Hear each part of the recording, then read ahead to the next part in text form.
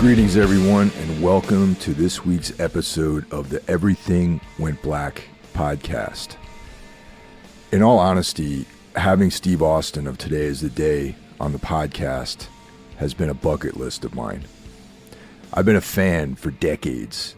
I discovered the band way back with the Clusterfuck three-way split that Amphetamine Reptile Records put out, and ever since then, I've been on board. So Steve and I talked for a while. It's good. It was a really solid conversation, and I hope you all enjoy it. If you're listening to this show, definitely check out the other Horsemen of the Podcasting Apocalypse podcasts. We're a cadre of, is that how you say it? Cadre or cadre? We're a group of content creators looking to destroy all mediocrity in all forms. Kicking things off every other Monday, we've got Horror Wolf 666, brought to you by Brandon Legion. Up next on Tuesdays, we've got Jackie Smith's Into the Necrosphere, the finest extreme metal podcast in the land. Wednesday, as well as being the day that Everything Went Black is posted, we also have Iblis Manifestations. Thursday is Necro Thursday, so you can tune in to the Necromaniacs horror podcast that I do with Jeff Kashid and Mike Scandato. But it's also day one of Soul Knox, brought to you by Carl Hikara, for all things macabre, esoteric, and dark. Friday, Spitball Media comes at you. It's an irreverent popular culture podcast. Saturday is a day off. We are staring into the cold eyes of winter, so make sure you bundle up when you go out, at least here in the Northern Hemisphere. But Sunday, Carl Hikara returns with day two of Soul Knox.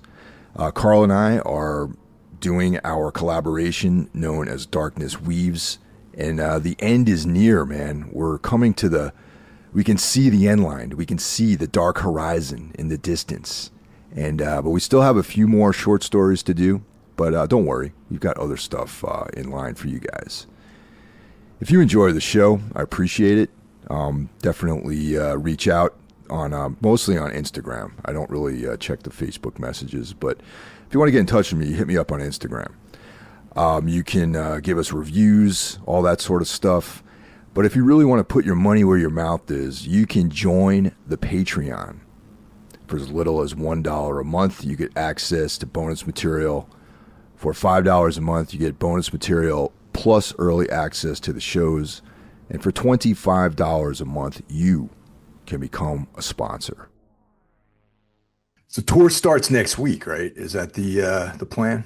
Yeah. Next Wednesday it kicks off in Ithaca, New York.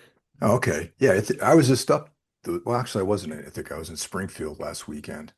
But that's yeah, not too far away, I guess. No, it's not too bad. Yeah. Yeah, I played there on Halloween Oh, like wow. a year ago, and I haven't played there many times in my life, but when we did that time, I was like, wow, there's a bunch of people way into like heavy music and stuff, so it was cool.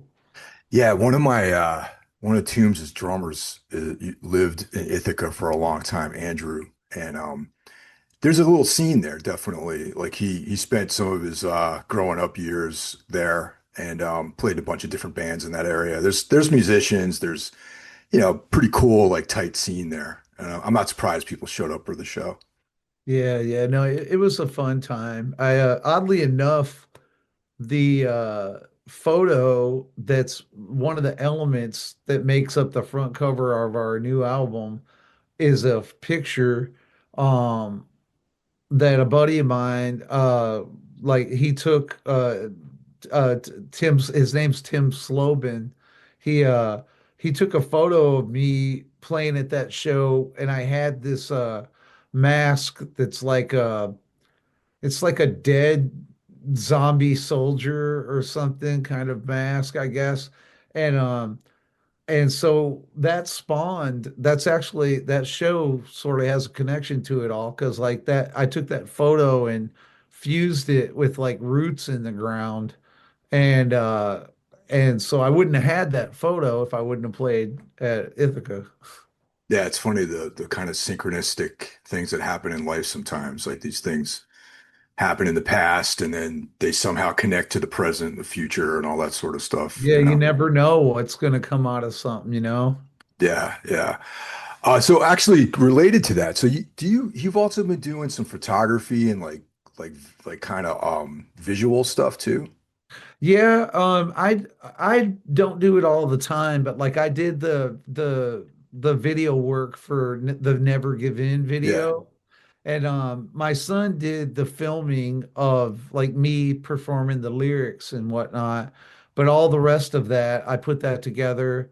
And and you know, it's kind of cool having a son that graduated from NYU Film School. Dude, that's cool, Um, man. yeah, and he's got buddies and stuff too that are heavy hitters.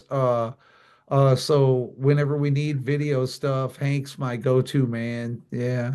Yeah, I saw that he was credited in that video and also some of the just the press photos and things like that. So that's pretty cool. Yeah. Yeah. So never give in, man. The next chapter in the next step forward in the Today's the Day legacy, man. It's exciting record. I digested it over a period of time and it has it's a lot more vibier. Like there's more of like there's like vibey elements to it. And it's almost like if you had made a record with like Brian Eno or something like that. You know what I mean? There's like it's a very unique sounding album for Today is the Day. And it stands out against all of the other records. I mean, all of Today's the Day records have their own sort of trip that happens with each record, but this one, it sort of is very distinct. And in my understanding, it's part one of like a series or two parts or some epic that you're trying to tell. Yeah, there's the whole thing was made up during COVID and it took, you know, obviously COVID was really long. And so by the time I got through writing and recording and stuff like that, and I was getting ready to make it, I took a running time look at where I was at, and I was like, oh my God, like somehow this is wound up coming out to like an hour and close to 30 minutes or something like that. And I was going to do a double album at first with it. And then at the same time, for the fans as well, I just felt like at this time period where everything's so expensive and Yeah, crazy that if we did a double album, that really kind of makes it hard for somebody who just wants to hear the music and so forth. And so then that's when I came up with the idea of maybe having uh treating them more like books, like sister books, where this one is the first chapter of the story and it's on the super experimental side of things. yeah, Um and then the second part of this is still experimental, but there's more heaviness, traditional heaviness, I get like distorted yeah, and tuned down, like on the second part of it, because it's supposed to basically be a diary from about the beginning of COVID all the way through that stuff. And it's a diary slash also just my perception of like the world right now of like what's going on and in that of what's going on is just seeing our world sort of turn to some form of like government control over like every single aspect of everything going on with COVID kind of opening the door um for people to accept stuff like that and I just, you know, like everybody that went through COVID days and all that stuff, it really made me angry the way that it was all handled and stuff like that. I mean, I saw so many people's lives destroyed, not just through the virus of COVID, but just like the handling of like the way this was going. and being stuck up here in the woods, isolated, away from everything, um, and such a long period of time, it just really built up like a massive edge. And then I went to go write the music for this, and you would think the first thing that you would think to do, say for instance, if you're angry, would be to just make the most detonating, distorted, heavy, all out screaming album because I'm mad, I'm pissed. But I felt like that part of what story needed to kind of be able to be shown was the confusing, freaky nature of it all.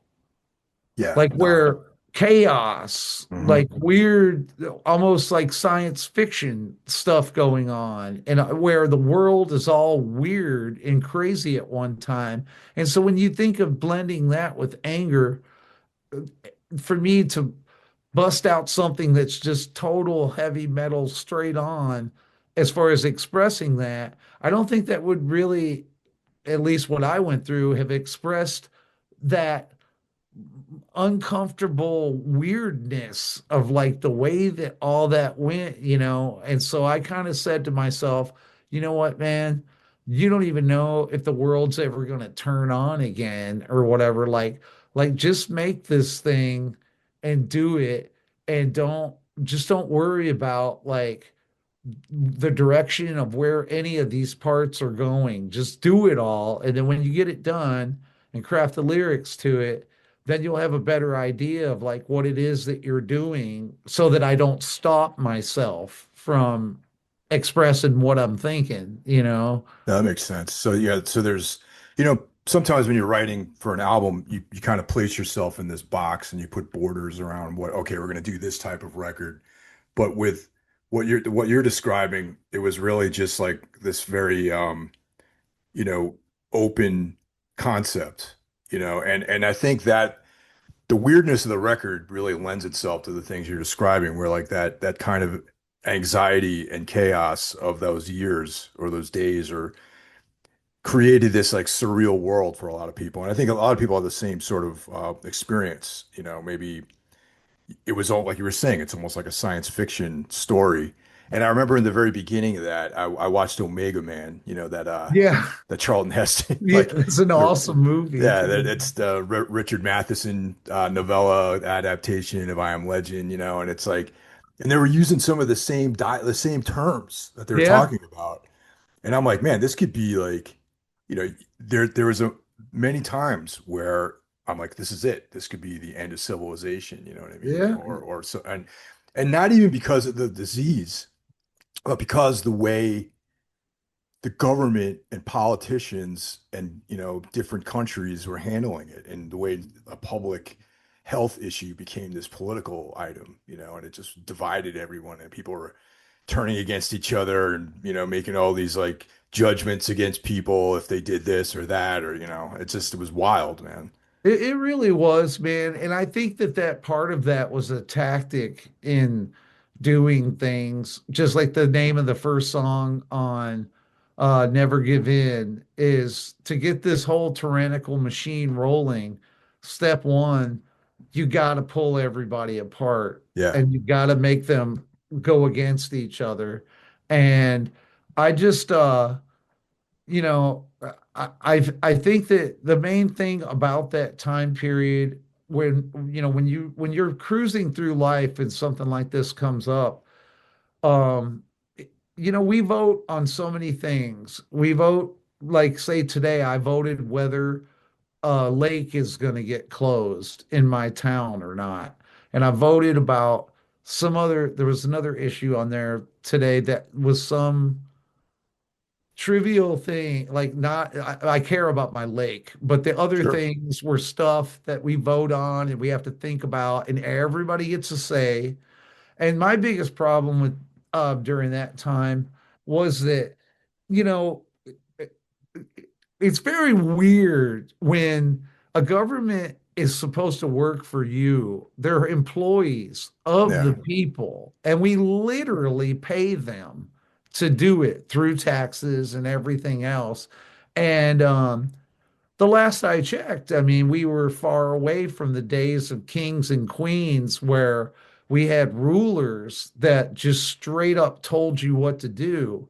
And throughout history, that safety concern has always been something that people who want to dominate others can use because you have to have a premise that nobody can go against. Like, we're doing it for safety or Yeah. whatever, and you're a loser if you don't see that.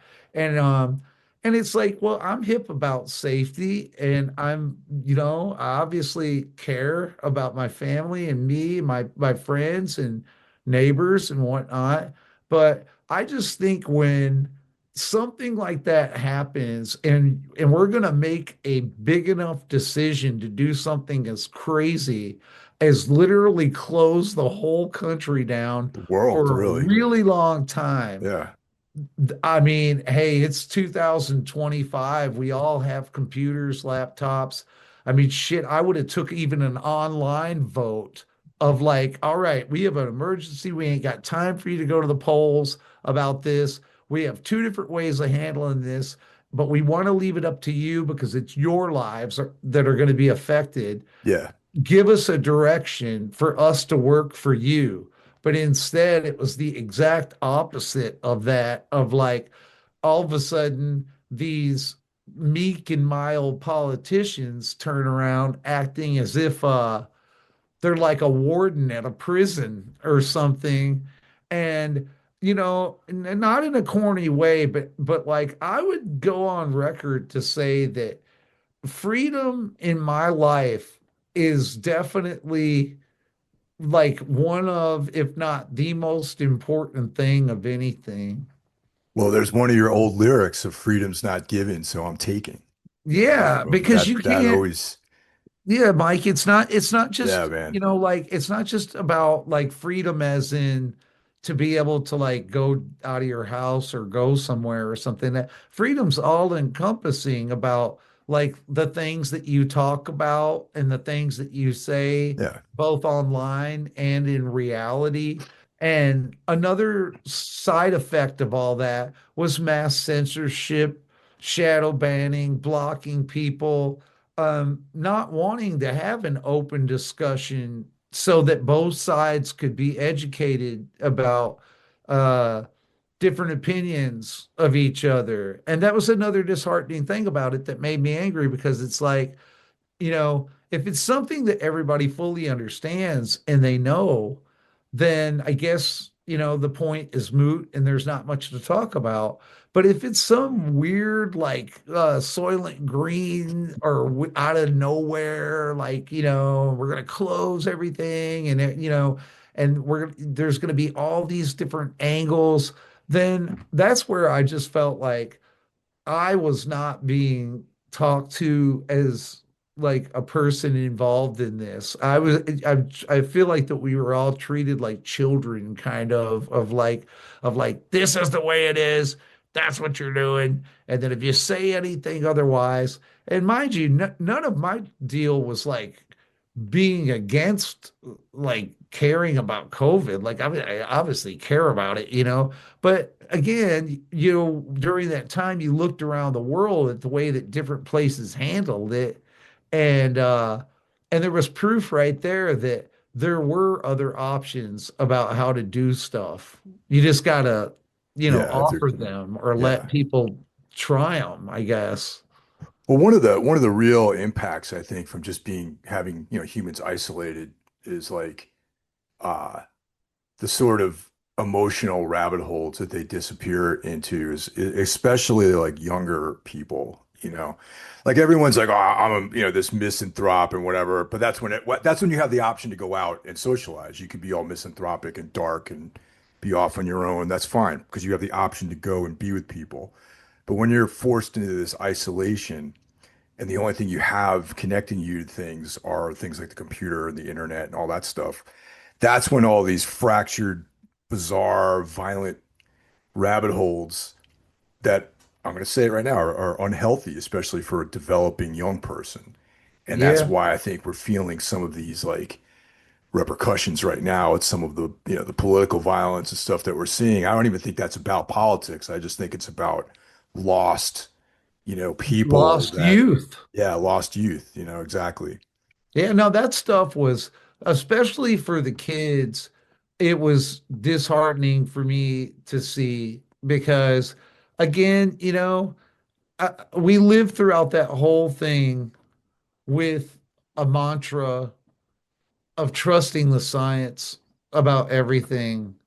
When the science, again, about particular things said otherwise, like it was clear that kids were never a target of COVID. It was for everyone to see on the CDC website.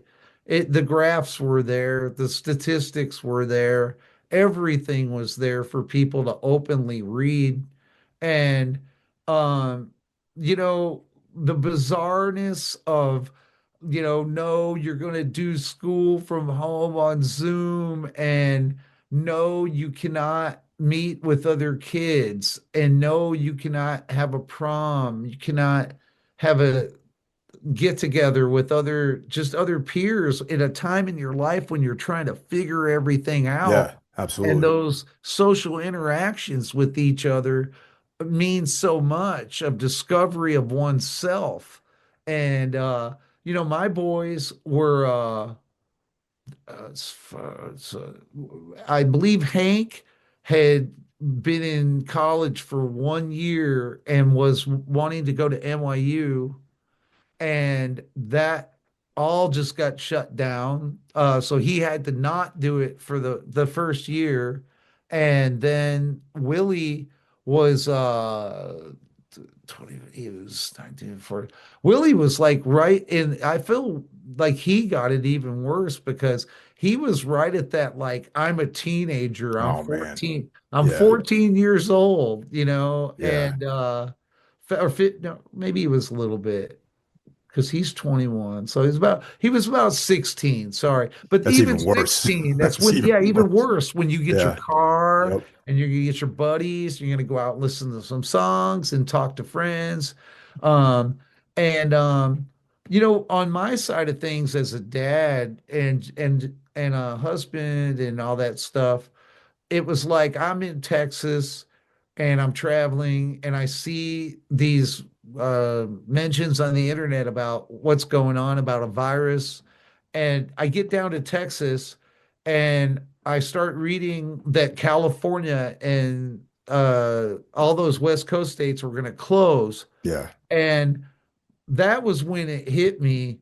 Um, there's something going on here, and we better like do something about it like now because we're about to go to San Diego the next Yeah. day, Hmm. and we canceled that tour, and the only thing on my mind was that my wife and kids are in danger, and I need to get from Austin, Texas, all the way back to the northern part of Maine as quickly as I can. And so we drove like madmen going back up there. I got here and they were all freaked out and everything about what's being said, what's going on. And and it was just really weird. It's like I've never really been into much drinking or like substances of any kind like that. Um, but if there was ever a time that I felt like for me, sobriety was like a super important thing in my life, it was about a couple months after I got back home from that because I just felt like everybody else so miserable and depressed and hopeless and all that stuff. And then you started to hear about different people dying that Yeah. played music and stuff. And I sort of just said to myself, like, you know what, man, I don't know what's going on right now. Um, but I do know one thing, my family needs a leader right now, and I cannot let myself escape from any of this. Like I've got to be face forward right in it all the time. And and I was thankful about that because like I truly feel like as psychotic as that stuff made me, if I would have been fucked up and things like that Oh or yeah, something, yeah. God knows what would have happened because uh it just the clarity of everything at least helped me get through it and see through it, you know? Yeah, that's feeling that's pervading the entire album sort of touches on that for me as well. Like, um, we Tombs was about to go on tour with Napalm Death actually right Oh, before. Like the tour was like we were like days away from leaving, and certain cities were closing down, and everyone's like, "What's the story, man? Is this going to happen?" And then like a week out, the tour got canceled.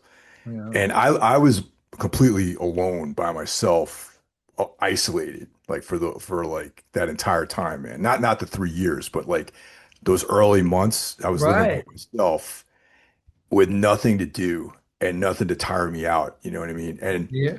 those nighttime hours, I'm not tired because I'm not, usually I'm pretty active. I do all kinds of stuff during the You're day. always doing stuff. I Yeah. get tired, I would lay in bed and just my mind would sort of try to like draw together all this information that I took in and create a picture of what actually is going on. And it almost seemed like the I had this concept of like the world actually ended and we're on this like other like strand of reality. Like that Right. old world was gone. And in a way, that's true. Actually, the pre-COVID that's dead. That whole world is over with, man. And It we're on is. a new world now. And that listening to this record, because I knew I was going to talk to you, so I wanted to like understand it, you know what I mean? And the just the vibe of the record, all the different instruments on there, and it's like a very subdued record for today is the day. But like you were touching on earlier, where you're in a state of real chaos. Yeah. It's not like this abstraction of like, kind of like internal chaos or internal malaise that you deal with in the normal world. It's actually real and it's almost on this like cosmic level. And that creates a different type of emotion as to being like, anger. It's like a different emotion. And that the emotion on this record really kind of sewed that whole thing together for me. You know what I mean? I thought it was very effective. Thanks, man. You know, it was just also trying to like in the approach to it, like again of trying to think things through about expressing things the right way. You know, it's so easy, especially if you're angry, to like reach right over for like the super aggressive vocals and Yeah. whatnot, you know, and and then I just kind of thought again, like it trying like there needed to be a human, a real human element in it that juxtaposes with when everything goes south and then it turns into more like demonic vocals or screaming vocals or whatever like that. Yeah. Yeah. And so I wanted those two different sides of that to be very clear cut. Like here's this person, the voice that you can visualize and picture like a real person going through something. And then when it all like reaches its boiling point, then the hardcore, more like aggressive Yeah. monster type of thing comes out where you can really tell a contrast between like this is like a person under control, this is a person out of control, you know? Yeah. Steve, I got to put you on pause for a second. Oh, that's okay. Yeah. It's like it's like it's really weird when you try to I always think of like records or songs or whatever a lot in a visual way, like paintings Yeah. or whatever. Like a song is one painting of a whole bunch in a gallery showing or something like that. And and like if you had a class of people painting and you said like, I want you to show me what freaky, chaos, weird, all that stuff is, or and anger. You might have a painting that just has black paint splattered all over it because black is as dark as it's gonna get. Yeah.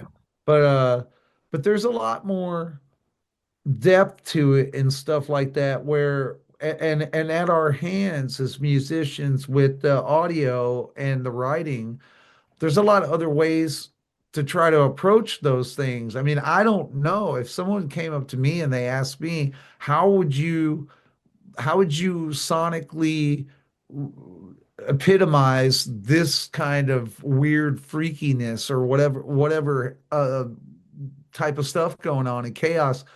I don't know. I mean, I'd have to kind of jam and work through it and get through my feelings on it. And I guess that's what I ended up doing was just like, you know, I'm making this album for me to stay sane and to make sense of all of this stuff.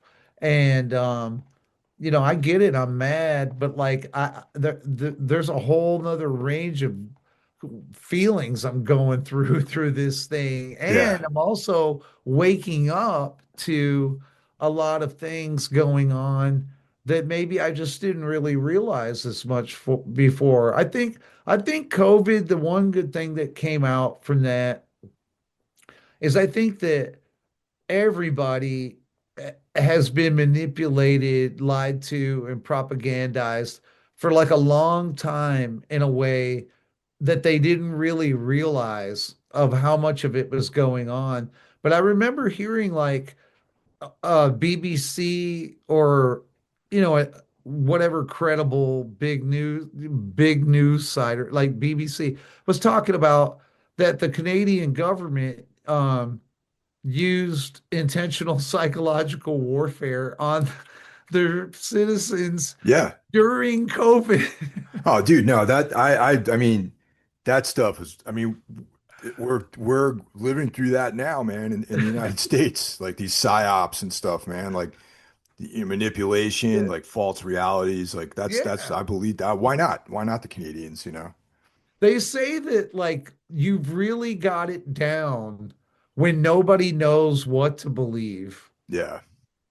I Yeah. think they were I think successful. they were successful because that propaganda machine like fractured everyone. And then when everyone's scared and they don't know what's true and what's false and what's right or wrong or left or right, someone can step in and really manipulate them, you know? And I think that's Yeah, like a common fascistic sort of ploy that goes on. it surely is, man. And in the end, with the whole thing to me is just the premise of government taking it back to the beginning of it starting was a bunch of people that went to an undeveloped land. There were no roads, there's no hospital, there's no police. So you get Farmer John and cousin Bobby, they've got a plow, so maybe they can sort a road out. And then Tim is really big, so maybe he'd be good as the town policeman to settle down people when they're drunk or whatever else going on. It was all out of practicality of like, yeah, as a group, we do need like some help having a place to live and get things sorted to be usable. And now we live in a world where corporations and technology, but mostly big time at the upper top of the echelon corporations have bought their way in to so many governments around the world. And it only makes sense because with regulation can either hamper or enable business to, flourish or go down the tubes. And so if you are a money man and you want things to work out your way, you got to kind of stack the deck. You got to get the people who make the regulations, who make the laws to push that stuff in the direction that you want to go. And again, I mean that integrity is something that is gravely lost in this day and age where I don't see any politician out there that I can truly believe that they're waking up every morning with the people's best interest in mind, and that they're only solely doing it for that purpose. And you can witness that by seeing Congress with 440 something people in it, and all of them have $1 million or Yeah. more. Yeah. I Yeah. don't have $1 million. I only know one person that has $1 million out of Yeah. everybody in the whole world after being alive all this time. But yet, it's just such an amazing coincidence how um, the people that are making choices for everyone don't know how much something costs, how much gas costs, how much food costs, how much anything costs. And they're so out of touch with reality of what it's like to struggle and work hard and sacrifice to be able to have a life for yourself or your family and friends that it sickens me. I just feel like I, someone said it the other night in something I was watching. Our government has just become a big corporation.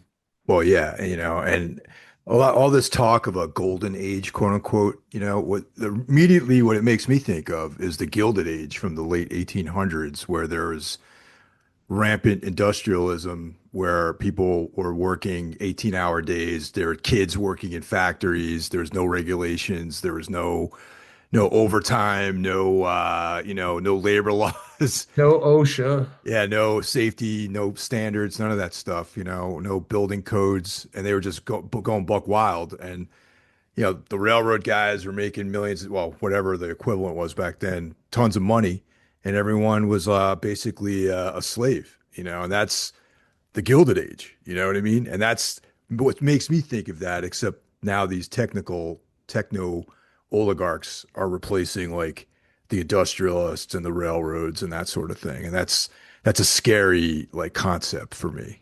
And they've just had to find a different way to palatable turning everybody into like an economic debt slave, sort of, is Yeah.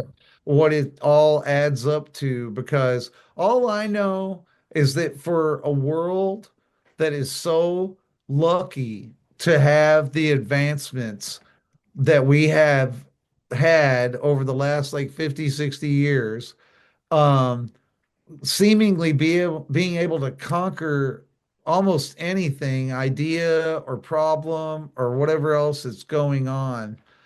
There is just something wrong in this world when there's a very small group of people who get off on flying into space as for fun or whatever else, and then the whole majority of everybody else is left with this sort of like existence, sort of like if you were a coal miner Yeah. working at the company store or at the coal mine, and then you buy your food from the company Yep. store, and then you rent your little shack from the coal mine, and the whole deal of it all. And one's got to like every once in a while pinch themselves and go like, um, am I just existing? Yeah. And it's like and back in those days, you were getting paid just enough to cover those basics. That's it. Never enough to get ahead, never enough to really be comfortable. You know what I mean? And it was like this really evil program that they all had for these people that worked on these like these essentially these company towns, I guess is what they used to call them.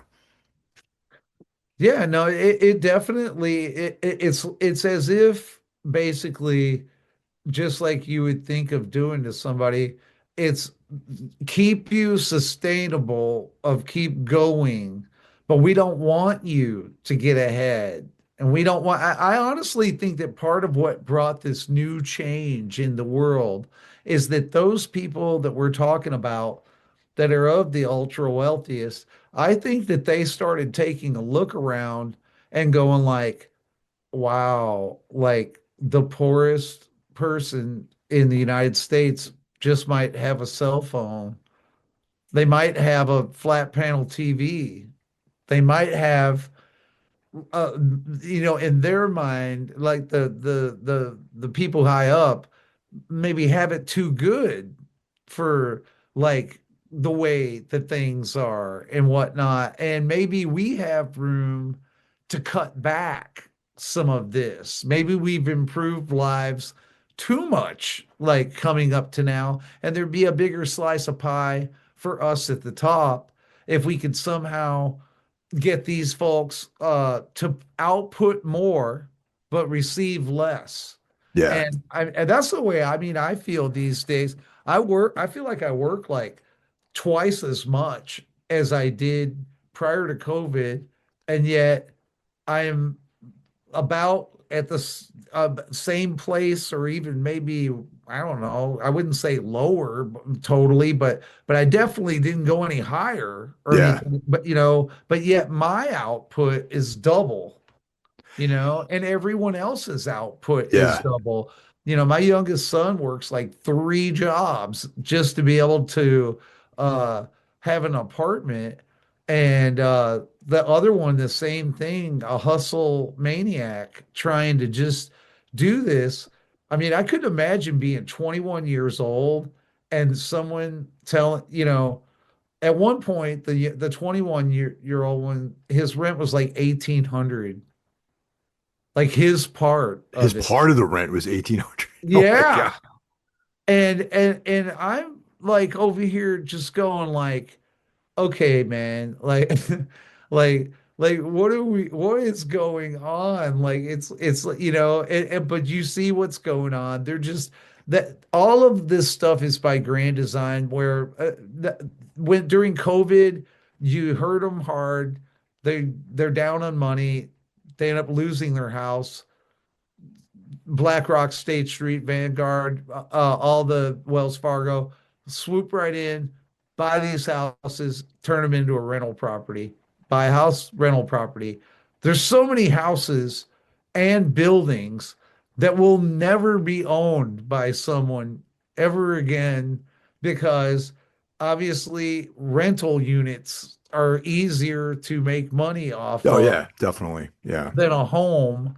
And we've seen it around here where we live at, where like house prices skyrocketed double or more of what they were supposed to be.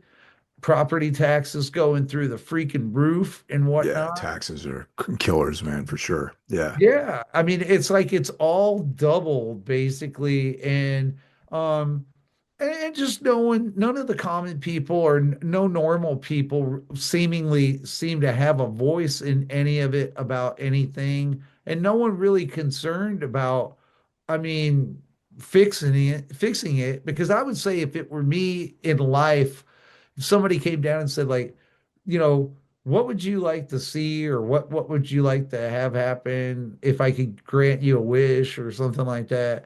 It would just be, I just want to see an even fair playing field out there of people that work hard can have simple things like an apartment or a house or like whatever, be able to take care of themselves and not kill themselves in doing it or be under such mental stress or anxiety about doing it. And maybe if there was a side chain to that, it would be a focus more on unity by the people who are supposed leaders than this ongoing hatred trip going on of trying, because the funny thing about hatred too amongst each other is, how does it end? I mean, are you going to kill your enemy? Like, meaning, like Yeah. it's like a lot of this stuff that goes on, and the bickering and madness and everything that goes on. I I just don't think people understand that like there is no moral high ground for anybody to like get up on top of. At the end of the day, we all, you know, go to the bathroom, take a shit, eat food, sleep, we all want to be sort of left alone to our own end of things and whatnot. And but the way that the propaganda and everything that goes on, it just seems like a daily churn of finding any direction or way of pulling people apart and showing so many of our differences all the time, when the real reality of it is that most of us are a lot alike, almost no matter what color, background, sexual orientation, whatever it is. I think everybody innately is pretty much all living the same kind of thing. They're just wanting to be able to live their life and take care of themselves, help others, but I see it now where I mean, it's getting to a point to where a breaking point where so many people are lost and losing and have nowhere to go kind of with it. Like, Yeah. And people are getting shot basically now. There's all sorts of violence but one of the tools that the biggest division that creates the biggest division is like religion, like Christian fundamentalism and all that sort of stuff. It's like when you infuse that idea that you have this divine right for something and that your belief system is superior to other people's belief systems and that everyone else is like the other, that's when you have some real problems because that is like ingrained into somebody's mentality that they are 100% right and that, Jesus or God or whoever is like, you know, directing their hand through the world, and that's a scary thought. Any kind of religious like extremism or fundamentalist ideologies, and that's taken a huge foothold. I mean, it's been building up for years in the United States for decades, or for hundreds of years, really. If you think about like when that whole Protestant, you know, evangelical religion, that offshoot of Christianity really started taking a foothold in the United States, that was like the germ of that movement. And somehow conservative politics you manipulated all those people into believing that they're on the right path, and everyone else is like, satanic or evil or, part of the Sodom and Gomorrah world. It's like speaking to people like that, it's scary. yeah, and it goes across the board with all, to me, all of these religion Yeah. things and stuff, because you're dealing with deep belief about something that for some, not for me, but for some, like, evidently, get really entrenched in it, like where they really, really, really, really are deep in it. And again, about freedom. I mean, when the country was founded, freedom of religion was in there. You're free to whatever you want to do, but it's like there's a big power struggle, it seems like, going on between all that, where um different people look down or criticize against other people's religions and other things, and mine is better than yours, and yours is primitive and not cool. And it's just, it's a weird, really weird thing, to the point that I don't think it should be involved in politics in any kind of way, or in everybody's daily life. I think you should be able to practice your jam, whatever it Yeah. is that you're into. But when authorities start taking the side of one side of some religious thing or another side of it, um, they have no business doing that, and they have no business, like, propagating everything around something that isn't, in the end, an unknown. Like, Yeah, but I mean that's the playbook, man. Even all the way back to like the Roman Empire, where like, the early Christians, like when they rose out of the Jewish people that the Romans had in there living in the empire. Yeah, the Romans are against it. There are these pagans, Diocletian, he like killed all these Christians and everything. And then they saw how many people that actually were believing this religion. And I think it was Constantine that like, okay, well, the better way to control everybody is to make this our religion so that we can dictate to them better and control them and guide their hands and Yeah. then spread that whole ideology across the world. And, and I think, I forgot who it was, one of the, whatever emperor the Romans brought Christianity to like England and Europe and all that sort of stuff too. And it's like, that's how they controlled their empire by everyone believing this thing, and it's like, talking about freedom, like that's like the opposite of selling someone their idea of freedom, but it's actually putting chains around them.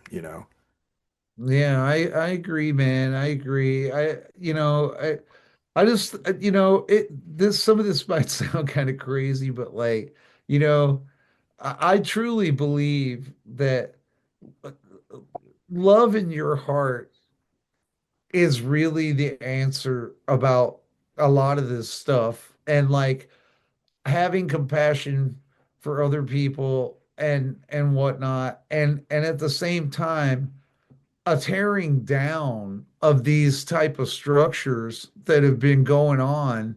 I mean, I just think we're at a point where um we should just start all over again. I mean, we lost everything prior to 2020 Yeah. anyway. And so how anybody could not do an assessment of how things are going, sort of like the bar manager guy that goes to different bars, Yeah. like you need to get taller Oh yeah. glasses. Or it's like I don't know how anybody could look around and go like, oh yeah, I just drove through New York a month ago and somehow I got $130 worth of tolls. Oh, dude. Yeah. Oh, believe me, I'm right there with you, man. That's my And life, dude. and yet my jaw Yeah. almost got knocked out of my skull driving through New Jersey and New York on those roads that Yeah. is like you're driving on the Ho Chi Minh Trail or Where's the something. money go, man? It's like the money, they take the money from you and that they obviously don't maintain the highways, or the bridges or anything like that. It's insane. No, it's and people all of it we're so tied up with work and survival, which is part of the plan to have you tied Yeah. up. Distracted. Yeah. You're so distracted because you're trying to keep your eye on the ball about like I just need to pay the rent and eat food or something that that all these other concerns that you should be concerned about you almost aren't able to be concerned about it because it's so long and ongoing. Like I don't even live in New York, but I've been obviously going down there and Yeah. playing For forever. years. Yeah. And as long as I can remember, every time I get down there, it's like the roads all fucked up and crazy. And the lighting, there's no, you can't, lots of places you can't even see anything or Oh yeah. whatever. Yeah. I Yeah. mean, good God, the last tour we went on, it was when they had that storm in this, I think this was in October or not October. This was in September. I don't know if you remember when there was like this moment, there was some severe thunderstorm, like where they put an alert that's Yeah. Yeah. literally going to go to your phone. Yep. I And remember me and that. the guys were like driving down through there, raining like crazy, thunder going crazy, the phones all going off. And at one point, I almost like literally drove because the road is being fixed. And the idea is that you normally go around that way, but like there was nothing really symbolically showing you to go around that way. And all of a sudden I get up on this thing and I'm like, oh my God. Like, Yeah. and Oh yeah. and if I wouldn't have been looking the right way, I could have like literally like drove right off the highway. And it shook me up so bad that I ended up having to pull the car over a couple exits down. And that thought crossed my mind of just like, you know, it's not just a little fucked up. It's a real fucked up road. And Dude. like uh, how this has been here and stays this way, I don't understand, you know? It's Yeah. like, you know, but these dudes go and get in these positions, and then the next thing you know, um, whatever it was they were talking about is out the window, and whatever lobbyists they're talking about is what's going down. And uh and then we all are just so distracted and confused that we don't have a minute to bitch about it and go like, what are you going to do? Like write 100 letters to your congressperson and be like, by the way, now when you drive down through here, this road's fucked up and I've been paying taxes. You just almost know that that would fall on deaf ears to nobody even read it probably or care. Yeah. I mean that there's I live in New Jersey. I lived in New York City for decades and now I live out in New Jersey and it's no better, man. It's like not only do you have the roads to contend with and the bridges and the tunnels, you also have the train system too, which is constantly breaking down or late, or like, the Jersey Transit into New York City is like notoriously terrible as far as like, trains getting canceled and all this other stuff. So it really is like a never-ending battle, and no one cares. It's like you just grow accustomed to living like that, and then you go somewhere else and you like unclench your body when you go to like somewhere like outside of the city. Yeah, and the other thing about that too down there is like they just seem like that like there's just this thing of like like for instance, like think about for a minute the magnitude of New York, for instance. Think about per second how much money is being spent per second in the town, whether it's a guy buying a falafel at a food cart or a dude in a store or whatever it is, a car dealership or something, whatever. Every second in New York City, there is so much money being spent and everything's all fucked up and dirty and every other thing like that. And yet I read something yesterday that like New York was in a deficit of in the billions of dollars for the last like few years. And so it makes me like go to myself like, Jesus, like, is there anyone wanting to know how is it that the wealthiest place in the world where the most amount of commerce is going on, how is it that you have a subway that looks like some kind of shit out of post World War II or something like that, that's all fucked up and but yet there's no lack of money being spent every second. Well, you see Like, that's like the dichotomy right there. It's like there are those in this country that believe solving that problem involves sending armed federal troops into those environments. And then there are those who think that the solution involves education and taxing richer people, like in the billions of dollars, who pay a lower tax percentage than I do, to build resources to actually do something about it. So those two forces are clashing, and and obviously the one that involves guns is protecting the ones who are making the billions of dollars and not getting taxed fairly. yeah, no, it's in bed with each other. I could easily explain to the folks that run this country, like the problem that they're headed for is these young people are not going to take it at a whatever point. That's clear. That's They're clear, man. not going to take it. Yep. It is a life being stolen away from them, and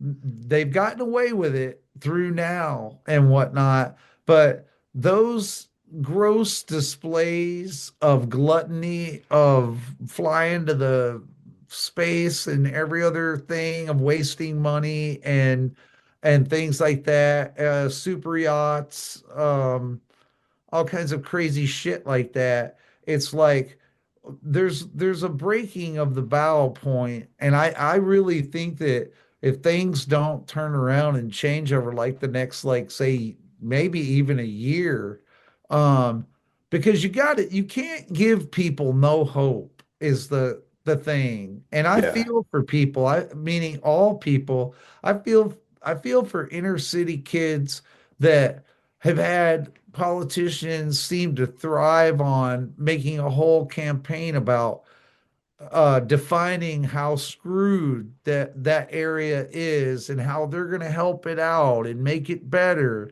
I mean, it sounds corny, but like, if you live in the city and maybe you don't have that much money and everything like that, having like a clean basketball park to Yeah. go and shoot hoops with other dudes, just even something like that is a message being sent to the people of like, hey, we care about you. You're paying into this. We want to get you back. We know your youth wants something to do. They want to have something, and we need to give it to them. We can't just like go like, "Oh, we're putting all our dollars towards education and making it so much better," or whatever. It's like they need something as a sign to see like you are not just being forgotten, and this is not just all about the wealthy.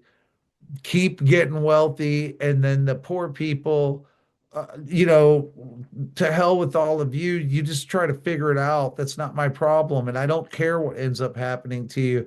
And it's like the message from that, and I've said it a billion times before, there is 330, 350 million people in America, and there is you know, I would guess on a federal or national level, there's probably 1,000 between Congress, Senate, all that, 1,000 people involved in this. And, they've got to understand at whatever point that it's not acceptable, and that we're not going to deal with it.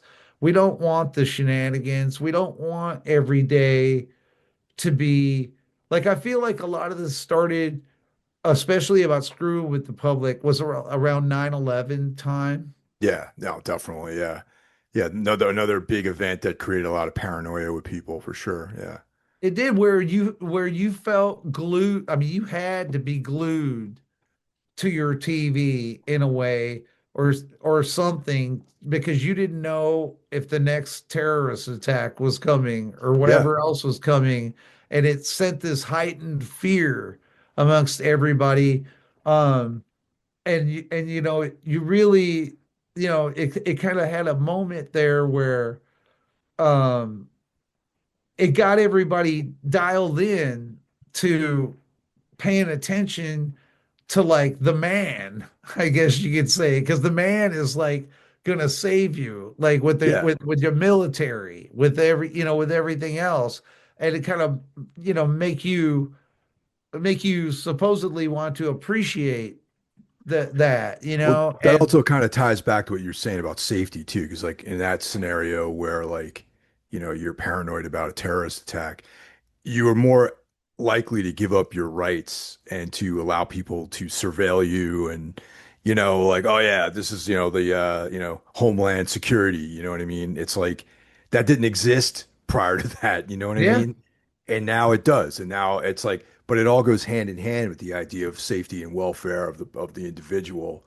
And somehow the government is actually this like, this phantom that's supposed to do that for you, but the reality is they're taking your rights away and they're overreaching. Yeah, to me, the number one thing that's been lost that is privacy about it. And certain people, um like Klaus Schwab, for instance, will brag about that in the future, everything will be absolute total transparency. You won't be able to have any privacy whatsoever.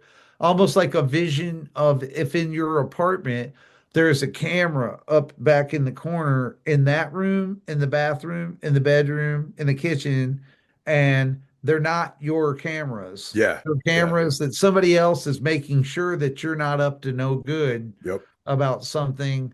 And um out of that COVID, not COVID, but the 9/11 thing with like the Patriot Act and all that stuff, I kind of still can't wrap my head around the concept that like everybody and his brother sort of acknowledges the reality that after what you've been told, of course, through Edward Snowden and other people like that, that like at any given moment, whether it be through government or even private businesses, your camera, your microphone, on the laptop, on the phone, your TV, all of this shit, like a full-on Alexa around you, listening in, trying to study your habits, trying to study your ways, the things that you care about,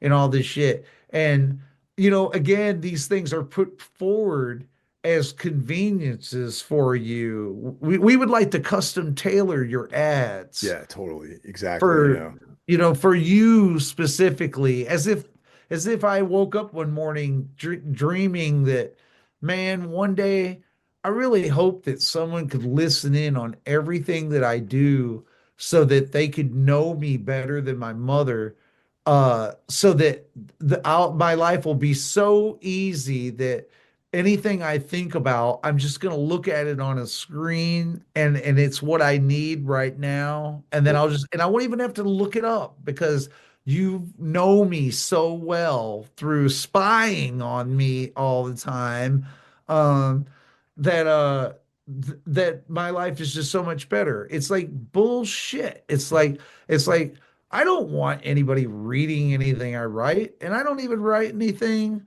that is some big deal or anything like that. It's just the point of, I believe I live in the United States of America, and there's like this thing about privacy and whatnot, and that in my own home, I should be able to let my freak flag fly, whatever it is, But then now there's this understood thing ever since the Patriot Act and 9/11 of that, like, oh yeah, your phone is oh, listening to you. yeah, big time. Yeah, Your that's laptop's already listening. that's already here, man. Like the Yeah. phone tracks all your stuff. They even know, the GPS is so like convenient, but now Google knows where I've been every day, where I go, like what trips I've done and who I've been with. It's like you just give that information, you know what I mean? And it's like we're already living in that world. It's just to what extent we're in it.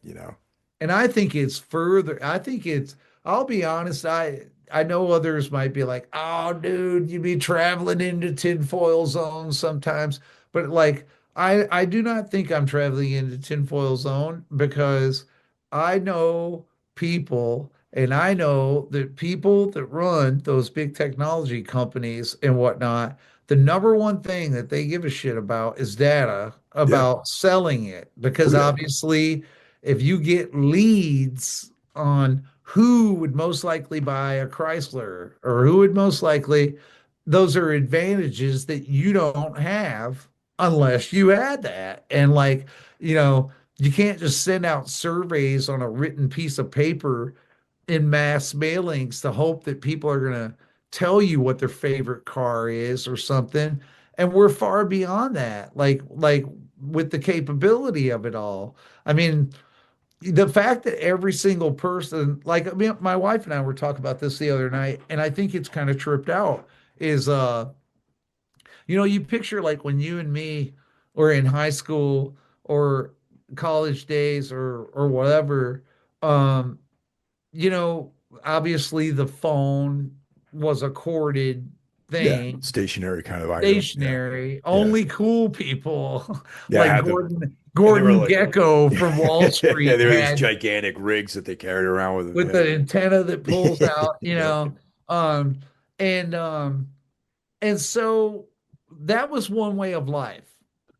And then now, like there's this assumption, for instance, with like digital IDs in the UK, um, there's this assumption just that like, well, everybody has a phone. You have no excuse not to be able to use a digital ID because you have a phone. And then that's how like you're going to do it from now on. And if you think about it, of the whole phone thing like that, again, it's like it's to the point that they just giving them away, like, or you know what I mean? Yeah, yeah, And now definitely. that this shit's popped up, it almost kind of makes you think like the whole point in the first place was not so much like of useful tools that will help your everyday life, like Star Trek, where we can wirelessly talk to somebody halfway around the world. It's more like we can wirelessly track Yeah, and figure out every damn thing that you're doing. And I just I don't know. I think about a day and age where, you know, like for instance, like with this stuff about the government being shut down, like of people doing shit that could change things. It's like all that would have to happen is everybody go on strike. yeah, that's the thing, man. It's like it would shut down this entire operation if people just stop working, you It know? would take literally no time at all either, Yeah. because it's like if everybody collectively just said, we are disappointed in this shit. We don't think you're doing a good job.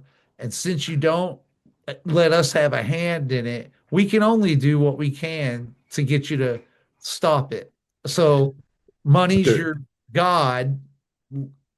everyone would have to buy in though, because there can't be like some scab who decides he's gonna like go to work on that day. You know what I mean? Right, right. It would have Everyone's to got to be buy in. across the board. But Yeah. also with the phone thing, part of what I'm trying to get at here is that like if I had a little kid, a tiny one, like a baby or whatever growing up at this phase right now, I would be making a point to like um sort of disattach the kid from a smartphone and technology early on so that they understood that those things truly should only be a tool. Yeah. I mean, it's like I need to call someone, call, done.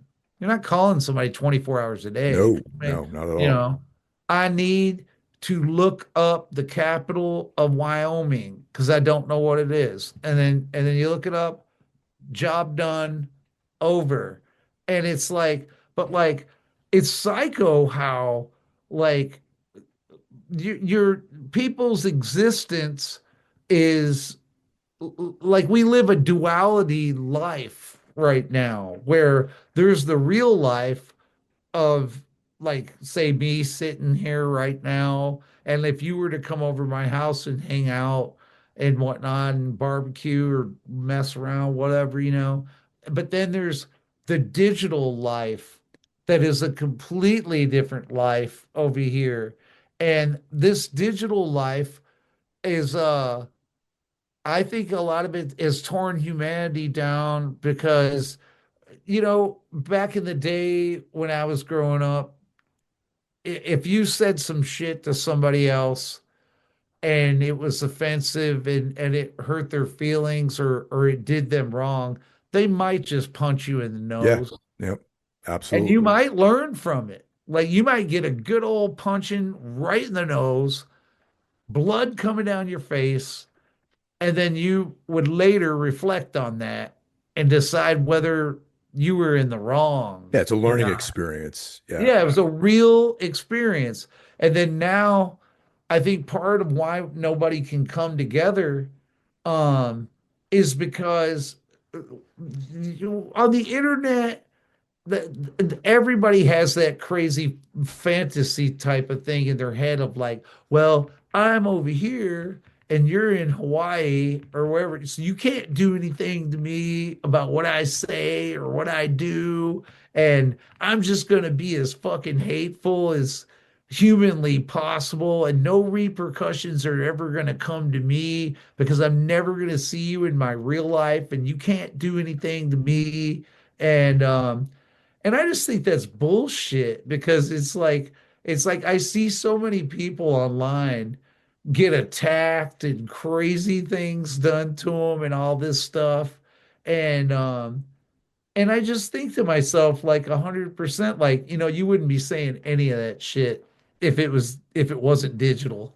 Yeah, no, there's like a very like detached interaction, and people have, like you were saying, like there's two different versions of themselves. There's like this weird like abstraction that lives like on the internet, and then there's like the skin job, like the fleshy material, you know what I mean? Then and they're almost like two discrete like beings, you know what I mean? Yeah, and it also seems like coinciding with like social media and stuff like that. Um, at the beginning of all that stuff, it seemed interesting because it's sort of like if where we were more laptop based and desktop based when that stuff first started. Yeah, A laptop screen or a computer screen is sort of like a TV screen in sure. a way. And we were prior to this, uh, not really you couldn't like turn your regular TV on and find out what your cousin Joe in Arizona is doing or something, because he's not on TV. But then now we had this new in your house on a screen, and you're seeing into people's lives and them sharing things and talking about what they're doing and every other thing. So it seemed like a good idea.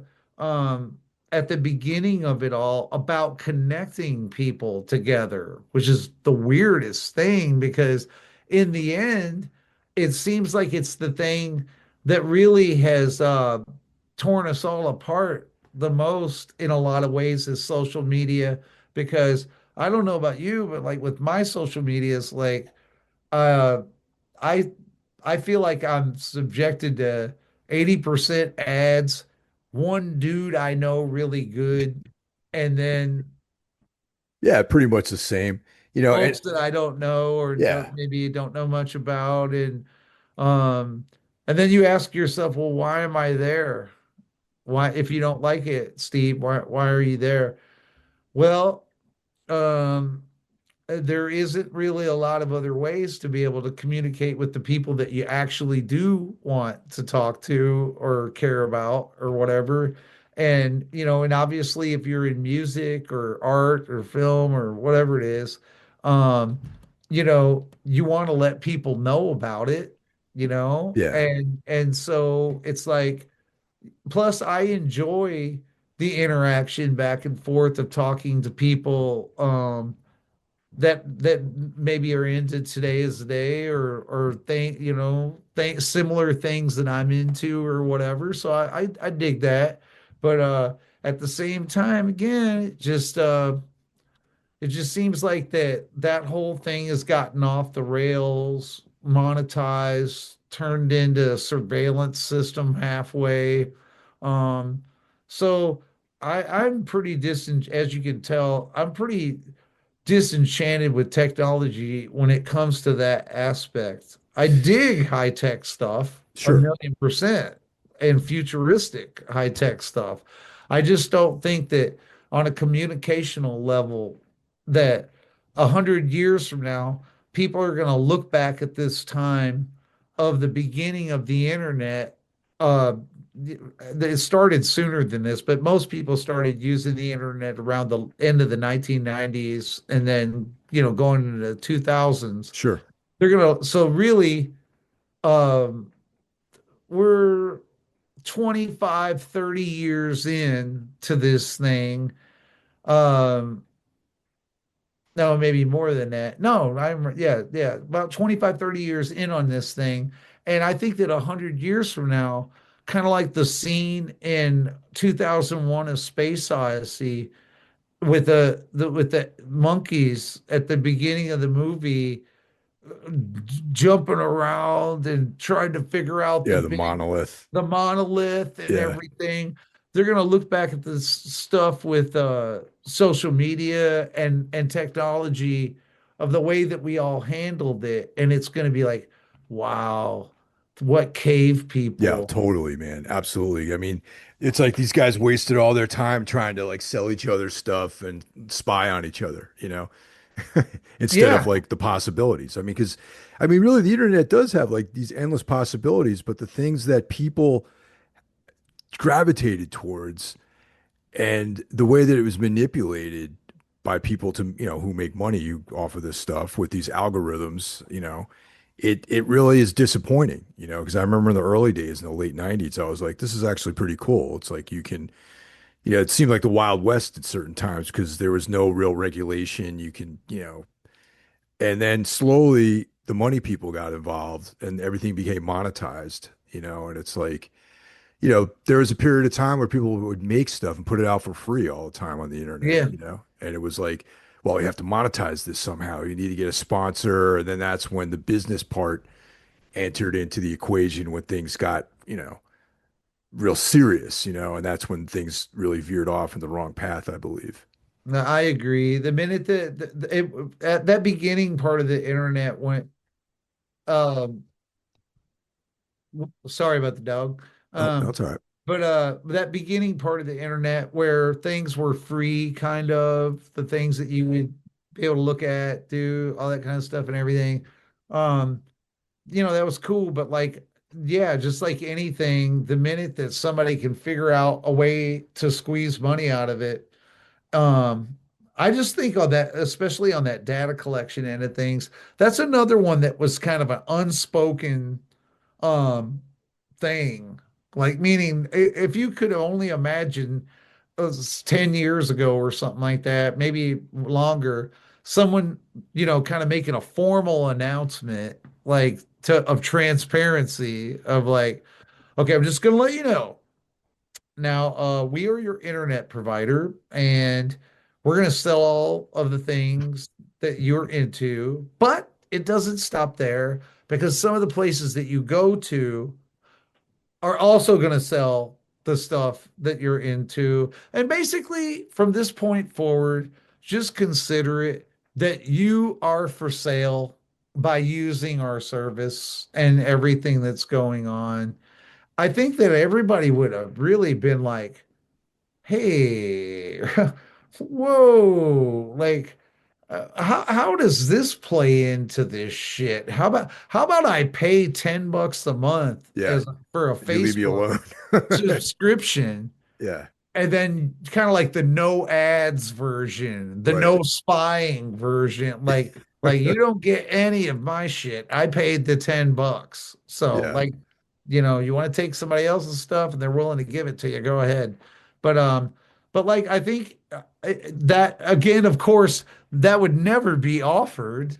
Like, could you imagine if like today, like all of a sudden they're like, we've done a lot of deep consideration about data mining, and we on a moral end of things, we kind of feel like that you should be offered a choice in this. So because our business model runs on money, we're going to ask either you to pay a subscription fee to use this site, or your data is 100% for sale. But if you do pay the subscription, you do have a guarantee legally with us that we will not invade your privacy in any kind of way. I think people would be lining up with $10, going Yeah. like, But here's my there $10. there'd be some fine print that you didn't quite read though, because I know Prime on Prime Video, man. It's like you used to not get ads on there. Now even as a paid subscriber, they still sneak some ads in there. So what happened to that model? There must have been some fine print I checked off on that I didn't read. And now it's like I'm being sold stuff. Yeah, and it never ends. It's just an over engrossing feeling these days, almost like your box of Cheez-Its shrinking. That Yeah. like the world is one box of Cheez-Its shrinking, where you're getting less and less out of things. and giving up more and more and more and more. And it never seems to topple over on the side of like, wow, I got way more than I deserved, or wow, I got what I deserved. It's just one big thing of like, hey, I want to watch movies on here. Well, you got to pay us. Okay, I'm happy to pay you, but you got to watch some ads. I don't want the ads. Like, it's like, oh my God, like, it's why I live where I live and what I do. I live up in the woods. And I live a very simple life. I heat my house with firewood. Oh I wow, that's don't, pretty cool. yeah, I don't buy oil. I don't buy propane gas or anything like that. It's 100% heated with firewood. We grow vegetables out here. We don't have any cattle or anything like that as far as being able to raise our own meat. But like I go hunting Well, you every go hunting. year Yeah, I was gonna say you go and I hunting a try lot. to get at least, a deer every year that winds up, if I get lucky about the size of it, it can provide up to 85 to 100 pounds of meat that'll last for like 6 to 8 months or Yeah. whatever. Um, and we're pretty self-reliant just up here about like our lifestyle and whatnot. We don't really need anything from anybody. We don't want anything from anybody. We mind our own business and you know, um, but it works well for me because I feel like that I get out of here from time to time and travel and whatnot. So it's not like I'm just a hermit up here or a recluse or whatever. I get to go out and see the world and I enjoy seeing the world. I get to go to Florida on tour, California, Texas, whatever, and see different cultures, eat different foods, do different things. That's all awesome. But on the daily grind of just living, um, this right now works the best for me. It is just being able to have peace and tranquility and be away from all of that noise, And the only time I ever enter into the noise is when I go on the internet. Yeah, that's definitely a noisy place. We're looking to escape from this area too, man. Like we looked at a house like up in the Hudson Valley in New York over the weekend, and I think I about had it living in the. I mean, I don't even really live in that urban of an area, but just being in close proximity to a city is I kind of feel like I'm past that part of my life right now. There's so much more once you step outside to the country or I mean, I've always been a country kid. I grew up down south and then even when I've lived up north, I've always lived in the country. Um, and it's like, sure, sometimes we'll remark about if you live in Nashville or down in Nashville or like other areas like that, like and you think like you're working on something at home, your DeWalt battery and your cordless drill or impact driver died, and you need a new one, and you can't like Amazon the thing to you. You can get in the car and maybe drive 10 or 15 minutes max, and then you're at a Home Depot or Yeah, you're at a place that you can get it. And I get the advantage of that. That's so cool. I mean, I stayed with a friend of mine in Nashville about a month ago when I went to go down there to record a album called the Magnolia Sessions down there, and his pad was like the perfect example of convenience where he was located. I mean, because he is like right down there uh, in Nashville, where it's like you drive one street down and every single store thing you could think of on planet Earth is right down through there. Um, and that was, I mean, it's cool, but like, and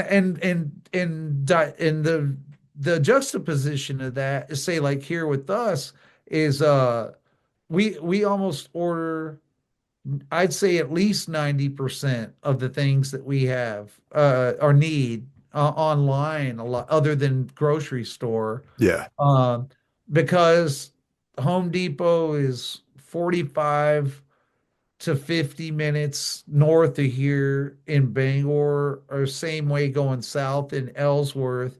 And likewise, all of the other places are down there or up there. And because we live in a state that's not populated that much, there isn't really a lot of like other stores or Sure. things. There's Yeah. the Walmart, Home Depot, Lowe's, Yeah, you the know, basics. yeah, and so yeah, we do pay a price for being out here, but I tell you, like just like at nighttime, like right now, I'm sitting here and it's dead silent. I love that, man. I love that silence. There's Yeah. no cars going down here, no cars going nothing around. There's no neighbors flipping out or going crazy or sirens or all these different things. I wake up in the morning and look out the window back here, and the forest is like right there all across, in my visual plane out the window. And there's something about it that like it just definitely makes me feel better or whatever from the times that I've been stuck right down deep in it. Yeah, And dude. everybody has their personality type though, like because a lot of people really feed off of um being around lots of people all the time. And I totally get it. I happen to be more like a person who likes to be alone. I'm looking at your tour dates over here. All right, so I see. I'm trying to see if you're coming anywhere near like New York City or Philly or Jersey, because I definitely want to catch up with you guys. The very last show of the tour is in Brooklyn. It's not on that list yet. Oh, okay. All right, Yeah, cool. it's on the 21st, All right, right on. Yeah, because I see which you're is a Saturday night oh, too. Saturday night, man. Yeah. Yeah. The 21st. Yeah, I'll definitely be there, man. That's going to be a Well, good let me time. know. Obviously, I'll hook it up and Nah, we it's fine. I'll buy a yeah. ticket, man. I know what it's like. I remember like, you go on tour and like you're playing a city like, like where people live, like a, Right, a or big and then one. it's just like everyone's texting you, "Hey man, can you put me," or your label wants you to put like 20 people on the guest list or Right. whatever. And it's like I'm like, "Nah, it's cool. I'll just buy it. I don't The I'm promoter is committing suicide in the yeah. corner You as got the like guest 30 list people on a keeps guest rolling list. in.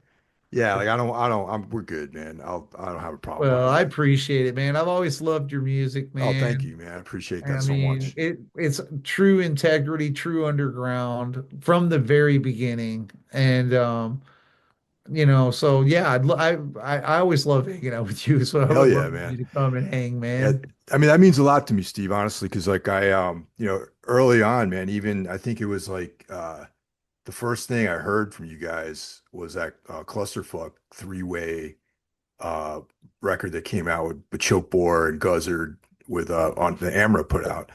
And I think the first time I'd seen you guys play might have been with Zenny Kiva, maybe. Like years and years and years ago, dude. Sure.